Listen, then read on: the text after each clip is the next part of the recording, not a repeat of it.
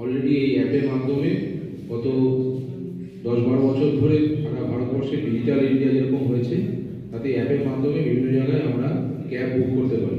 যদিও এই অ্যাপের পরিষেবা শুধু 2 হুইলার 4 হুইলার সমস্ত রকম যানবাহনের ক্ষেত্রেই অ্যাপ্লিকেবল হবে, কিন্তু আপাতত বাঁকুড়াতে আমরা একটা অ্যাম্বুলেন্সের ভোট দিয়ে চালাতে চাইছি, কারণ অ্যাম্বুলেন্স একটি জরুরি পরিষেবা। এর ফলে আমরা বাঁকুড়া জেলাতে যত অ্যাম্বুলেন্স আছে তার একটা ডেটাবেস থেকে যারা পরিষেবা দিচ্ছে তার যেরকম একটা সঠিক চিত্র পাবো, তেমনি এক্ষেত্রে যাত্রী এবং যে অ্যাম্বুলেন্স চালাচ্ছেন তারাও সঠিকভাবে রিয়েল টাইমে কোন অবস্থায় কোন দরকারি অবস্থাতে ওলা বিভিন্ন অ্যাপের মাধ্যমে দেখতে পাই। এই টেকনোলজির হেল্প নিয়ে আজকালকার দিনে এরকম একটা জরুরি পরিষেবা, যেটা প্রত্যন্ত গ্রামে প্রত্যন্ত জায়গায় সব জায়গাতে যেখানে এখন ইন্টারনেট চলে গেছে এবং যেখানে টাওয়ারের ফেসিলিটি রয়েছে, জিপিএস এর মাধ্যমে আমরা ট্র্যাক করে নিতে পারবো যে কোথায় কোন অ্যাম্বুলেন্সটি রয়েছে, আশেপাশে কোথায় কোন অ্যাম্বুলেন্স রয়েছে, তার ড্রাইভারের নাম কী আছে, তার রেটিং কত আছে, অথবা সেই ড্রাইভারের ফোন নাম্বার, গাড়ির সম্বন্ধে সব জেনে নিতে পারবো। এবং কোনো সময় যদি কোনো একটা অপশান যদি আমাদের কোনো অ্যাপের মাধ্যমে দেখি যে আমরা একটা অ্যাম্বুলেন্সকে পাচ্ছি না, বিজি পাচ্ছি, নিয়ার বাই কত দূরে অ্যাম্বুলেন্স রয়েছে সেটাও আমরা ট্র্যাক করে নিতে পারবো। যেটা আপনারা জানেন, আমরা শহরাঞ্চলে বিভিন্ন জায়গায় যেখানে অন্যান্য এই সমস্ত প্রাইভেট পরিষেবা যারা দিয়েছে তাদের ক্ষেত্রে আমরা ইউজ করে থাকি। ভবিষ্যতে এই অ্যাপের পরিষেবা নিশ্চয়ই আরও বৃদ্ধি পাবে এবং অন্যান্য গাড়িগুলোকেও আমরা এই অ্যাপের মাধ্যমে নিয়ে আসবো। এবং এক্ষেত্রে উবের যে কমিশনটা নেয় একটা ড্রাইভার কাছ থেকে বা একটা গাড়ি মালিক কাছ থেকে, যাত্রী সাথী অ্যাপ যেহেতু গভর্নমেন্টে ওর কমিশন অনেকটাই কম, 10 টাকা না 15 টাকা আছে। তারপরে টোটাল যে পয়সা হবে ওই ভাড়া পয়সা সে হচ্ছে ড্রাইভারের জন্য, যেহেতু গভর্নমেন্টের অ্যাপ আছে। তাহলে একটা ক্লিয়ার হলো, যাত্রী সাথী চলছে আমার কলকাতায় চলছে, আমার এডিপিসি আসানসোল দুর্গাপুর কমিশনারেটে চলছে, শিলিগুড়ি কমিশনারেটে চলছে, হাওড়া পুলিশ কমিশনারেটে চলছে, আর বিধাননগরে চলছে।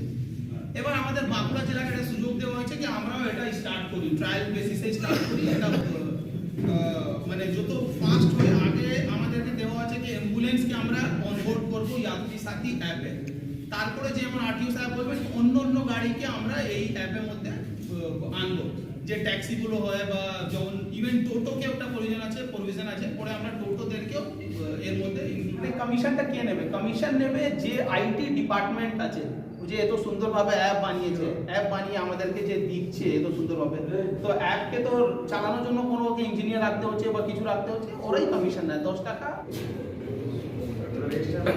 রেজিস্টার্ড অ্যাম্বুলেন্স আছে 344, তার মধ্যে অ্যাক্টিভ অন রোড, যার মানে যার সমস্ত পেপার সব কিছু ঠিক আছে, ট্যাক্স দিয়েছে, তার ফিটনেস ঠিক আছে, সিএফ ঠিক আছে, এরকম আছে মাত্র 116। সিএফ এক্সপায়ার্ড আছে 228। আমার বলার উদ্দেশ্য এটাই, যাদের এই সিএফ এক্সপায়ার্ড আছে মানে যাদের ফিটনেস করা নেই, তাদের কিন্তু ফিটনেস করিয়ে নিতে হবে। ফিটনেস না করালে কিন্তু বেসিক্যালি অ্যাপ হচ্ছে মোস্ট প্রবাবলি অ্যাপে রেজিস্ট্রেশন করতে গেলে একটা প্রিলিমিনারি কন্ডিশন আছে যে ফিটনেস থাকতে হবে। আর সর্বোপরি ফিটনেস যদি করানো না থাকে, রাস্তায় কোনো যদি অঘটন ঘটে, কোনো ইন্স্যুরেন্সের কোনো কাগজ, কোনো বেনিফিট কিন্তু পাবে না। আমাদের ডিস্ট্রিক্ট অ্যাডমিনিস্ট্রেশনের চিঠি করেছিল যে যাত্রী সাথী অ্যাপটা আমাদের এখানে চালু করতে হবে। আপাতত আমাদের এই জেলাতে অ্যাম্বুলেন্সের উপরেই আমরা টার্গেট করেছি। তো অ্যাম্বুলেন্সের সমস্ত যারা ওনার আছে এবং যারা ড্রাইভার আছে তাদের রিলেটেড সমস্ত লোকদের ডাকা হয়েছে, পুলিশ অ্যাডমিনিস্ট্রেশনের লোকজনও রয়েছে, আমরা ট্রান্সপোর্ট ডিপার্টমেন্ট থেকে আমি আরটিও বা আমি আমার এমবিআইও সঙ্গে এসেছি।